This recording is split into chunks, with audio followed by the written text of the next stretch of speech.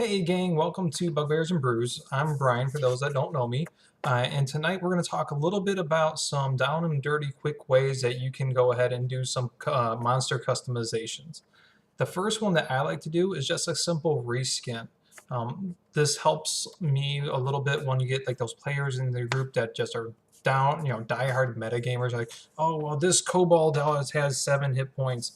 And you know what? That's maybe the case in most cases. However, a simple monster reskin um, will throw them off their tracks. That's helpful in cases where you don't want to go through the time to beef up or make a custom monster. And you're like, you know what? I want to run a kobold campaign or a kobold adventure, or I want to do something with some spiders or something like that. But I don't want to go through the trouble of beefing it up for my characters that are level 4, 5, 6, and so on. So what you do instead is go through and find some monsters that are relatively equal and say, hey, I like this idea. Let's go ahead and just scrap the name veteran and turn that into a kobold. It's going to throw your players off, which is one of the fun things I like about doing just a simple reskin like that. And it really helps with the metagaming aspect of it. I know everybody does it, and it's our big dirty sin with D&D and role-playing games in general is metagaming, but we gotta look past it. We know what happens, but this is a nice, easy, fun way to combat it, I think. Plus, it will also throw them off of your higher level campaign. People like, oh, we're gonna go storm this kobold cave, and here, realistically, those kobolds are reskin veterans or something like that of the nature, which have a little bit more hefty know-how. Of course, you might have to do a little bit of adjustment of like switching out a long or a great sword for a long sword or something like that, but that's all pretty relatively easy and quick to do.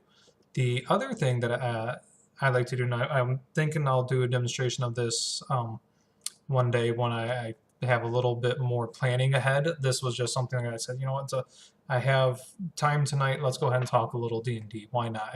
I just did a beer review too. Here, that's why I'm drinking a beer. And the other thing I like to do is I get an idea of a monster in my mind. So this case, let's take an example that I did the other week, which was the spider demon that I created for one of our encounters. These were demons that Lilith has created to be in part of her abyssal army and kind of be like her foot soldiers. Since there wasn't anything that really represented Lilith well, I said, hey, what's my plans with these demons? And I said, you know what? I want them to be spider, because Lilith is definitely spider there.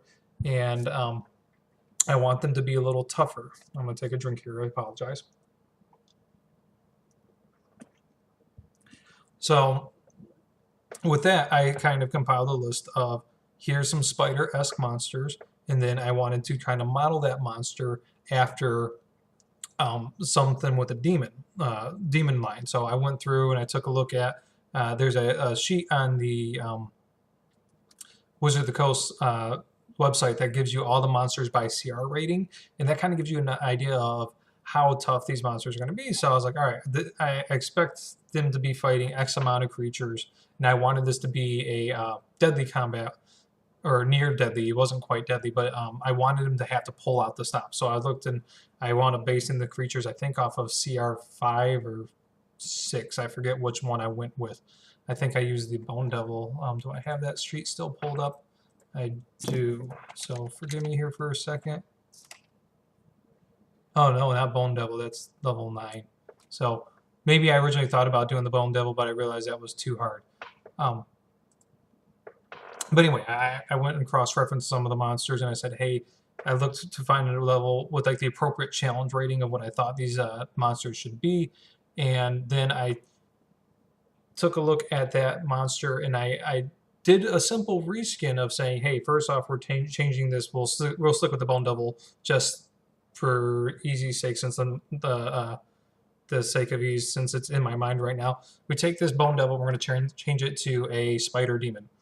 Well, that's fine and dandy. It gives me the base stats and that kind of stuff, but it doesn't give me all the goodies that a spider demon would have, at least in my mind. So I would take a look at that and see what fits a spider or demon role and what doesn't. From there, you can do a little bit of stat shifting Was a demon smart? Is it dumb? This case, I figured these were higher demons, so I kept their intelligence and all that kind of stuff the way it was. However, there was some skills within there. Like I said, I don't remember the base demon I based it off of, or demon. I say demon, I'm talking about bone devils. But I don't remember what the base monster I based this creature off of. But I do know I removed a couple items from there. But what I did for that, since I'm removing things that would essentially lower the CR because they lose some capabilities, I then went back and added traits from the spider monsters. I looked at a couple things. I looked at the like the giant wolf spider. I think anything with spider, minus phase spider. Phase spiders are cool, but phase spider I knew had a little bit extra stuff that I didn't want to get into with this kind of guy. And then I even looked at the Drider and try to figure out what elements of those guys do I want my demon to have. So the one thing's that right off the bat, I want a web and I want web walk. This was a very tight combat area, which I knew that's where these people were gonna, or my party was gonna run into these monsters, was in the tight combat area.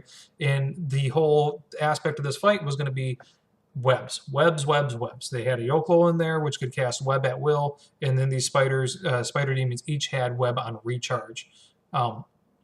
So having the ability to lock down players and get advantage on your attacks with the restraint, and then keep everybody there from fleeing, was a major concept of this combat here. That was the major tactic of the combat. Sorry. And so, like I said, I took a look at what the spiders had and what the demons had, and I tried to find a nice little mix there. But basing it off of a creature that already had that CR rating I had, it made it so I didn't have to mess around too much with hit points and that kind of stuff. It gave me the resistances without trying to sit there and think about, hey, what kind of resistances should a demon like this have? Why redo the work when the work is already halfway done for you? Now, I'm not saying there's never a reason to go out, that there's never a reason not to go out and create a custom creature, but I'm just saying if you don't have time and you want to do that, a nice way to do it, and if you don't want to just do a simple reskin, is find a creature and think about it in your mind and cross a couple creatures together using a base of the monster, well, the CR rating that you want. In this case, I did this on my lunch break, the day of the combat. I go right from work. Typically, I go play disc golf. Now that it's getting a little darker, I won't be playing disc golf after that. And then I go to D&D. So it's like work, disc golf, D&D. There's no time really to prep. So I went and during my lunch break and I made this monster. And I think it did pretty well. Like I said, it was a little bit tougher than I expected. But I think it's because there was so many webs and my players rolled absolute crap for their web saves and strength checks and whatnot to break out of the webs. So, like I said, just to recap, you want to do something very simple. Just do a monster reskin, change it from Kobold to Veteran, but still keep the same name and keep the same looks and that kind of stuff. You might have to do a little bit of difference with the equipment and that kind of thing. You might have to do a little bit of AC adjustments and that kind of stuff there, which is fine because I think Kobolds have pack tactics built in anyway. So you wouldn't want some super strong Koboldy guy up there tanking away on your party in full plate or something like that. So those AC adjustments and whatnot, those are all minor quick things to do. And then the other quick and dirty one that I like, and this is probably my preferential one if I'm going to do a quick monster makeup, is to find a base monster I want to create based on like the CR ratings, and then bring in some aspects from other monsters into that base. We'll call it a template. So let me know if either of these you think are good examples, bad examples, or if you have other quick tips for how to easily just generate a monster. I know I've done full monster generation, and I plan on doing that at some point, discussing that. But I just wanted to share this nice, quick way that I've done monster generation. So I shouldn't even say the reskin's not even a generation. It's just, hey, let's just have a quick change to throw off some of the metagaming stuff there. And then that way you can use some of the more fun monsters. I'm sorry, I love kobolds. It's something about them. I think they're just such a fun monster. I like the Bullywug Kobold Goblin trio of Lobby guys. Kobolds are definitely my favorite. The maniacal trap guys are just fantastic. So yeah, let me know if you have any monster generation tips or if you like my ideas, or if you think, hey, they're horrible ideas. I'm not going to be mad if you think they're horrible, but you know what? Maybe there's something I'm not seeing that you guys are. Who knows? So talk to you guys later. Joy.